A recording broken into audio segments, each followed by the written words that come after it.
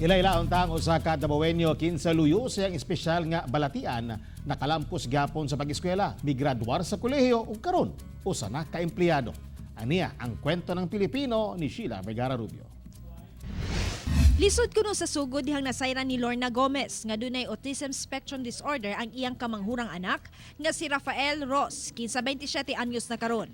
Mas labang lisod pa, saglit kaniadto wala pa kay mga espesyalista og therapy nga makatabang kang Ross. Kailangan kasi yun eh. Ikaw yun mismo kasi ikaw yung 24 hours na nakatutok dun sa ano. So ako mismo nag-resign ako to. Si Ross dunay classic autism apan pinaagi sa dako suportang pagmahal sa pamilya niya. Nakalampo siya kolehiyo sa kursong AB Psychology sa Ateneo de Davao University. Sa karon, usa na siya ka admin staff sa usa ka review and training center. Nag-encode tapos nag-follow up sa mga kanang mga necessary details sa mga para sa mga seminars o sa mga mag-advocate sa people with special needs, especially people with autism.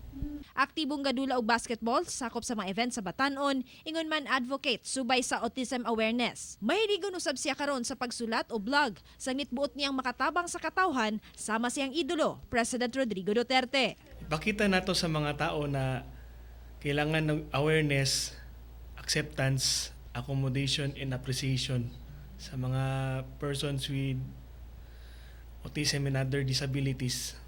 Ang kalampusan ni Ross nag-ugat sa dakong suporta sa ginikanan aron ma-develop ang iyang abilidad nga mauusay tema sa kasaulugan sa 24th Autism Consciousness Week nga ginasaulog matag bulan sa Enero. Gipamatud-an sa pamilya Gomez nga ang anak nga dunay autism dili gayud angay ikaulaw.